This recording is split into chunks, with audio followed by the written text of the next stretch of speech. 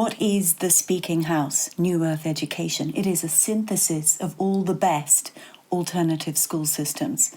Now, if you look at traditional education, we have been taught through entrainment, rote learning, repetition, government mainstream belief perpetuation.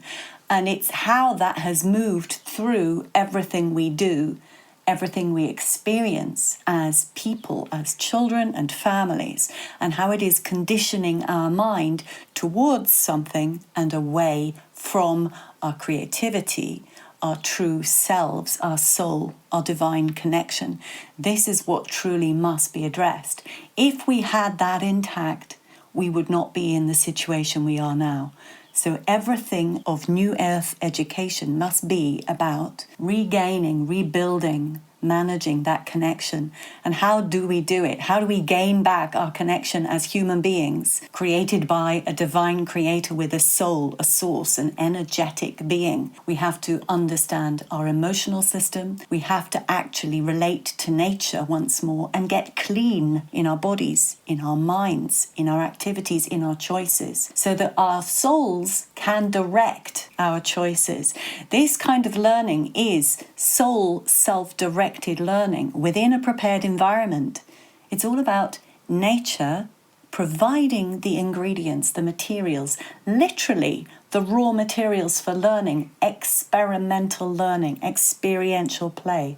That is how we truly learn, not through rote repetition. What I'm presenting is a synthesis of all of the best practices in education. I have been researching since 1991. That's when I first looked into what was offered for children in education. I was studying landscape architecture, but I was looking at place and how we treat nature in our world. And as I became a mother in 1993, always very excited about children, this was top of my priority, and I found the amazing school of the Wilds in Ecuador. Now, over the years, I have looked into the kind of learning that we do now. As a child, I experienced it just like you did, and I knew things were not right. I was always a questioning kind of a person, a visionary at a little young age. And thankfully, I had some time out of school when I was ill for a while, and then later on when the headmistress became weird and senile, and I basically homeschooled and learnt the joy of self-directed learning. So I knew the truth of it. All of my studies backed me up. I then went to do a PhD because of a brilliant Iraqi professor who saw what was within me and encouraged me, despite the department I was with trying to rubbish all of the work I was doing in community design. And this PhD was about how children learn, how they learn, and what they actually truly are looking for. And I created a thesis based on experiments and research and discussions with many, many children in 2 different school settings, actually in old East Germany. And what we discovered was this sense of ownership and place, and of course backed up by all the psychologists I was reading, environmental psychologists, child psychologists, looking for the best of the best. And I then studied all the alternative education systems I could find. My own children went to Steiner schools, kindergartens, and free schools for a while. There's another huge blip about that I won't get into. It was always my passion.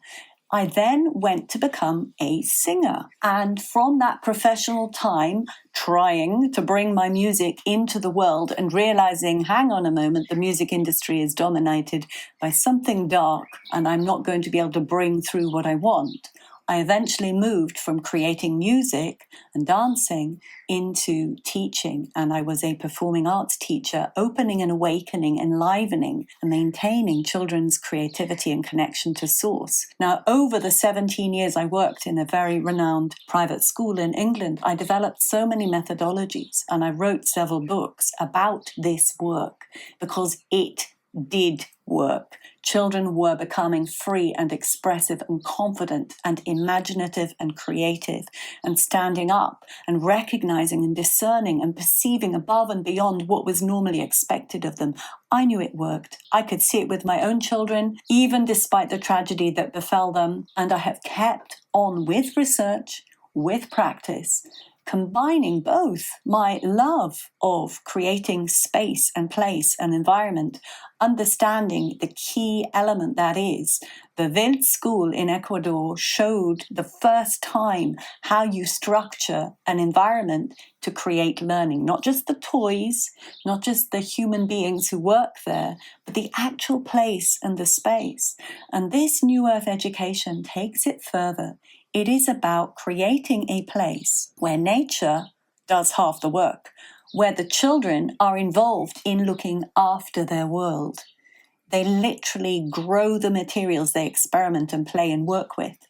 They literally nurture the land, which gives back to them the space, the place, the possibility, the materials for endless experimentation. Did you know you can make colored eyes from plants? Well, that should be normal, that we collect and gather and use it. Now, I will be going into distinct examples over the next weeks, and you will see how this complex, beautiful ecosystem, which is New Earth education at the Speaking House, truly works. It is about a child in relationship to their soul, their spirit, nurtured by adults who understand that and embody that too, who also have passions and beliefs and expertise and bring that to the world of the children, operating in a place which has been deliberately designed for that process, where children still participatively interact to create ownership, to impact, to put their own creativity on that space and place. For, just as the American Indians say, we own that which we look after.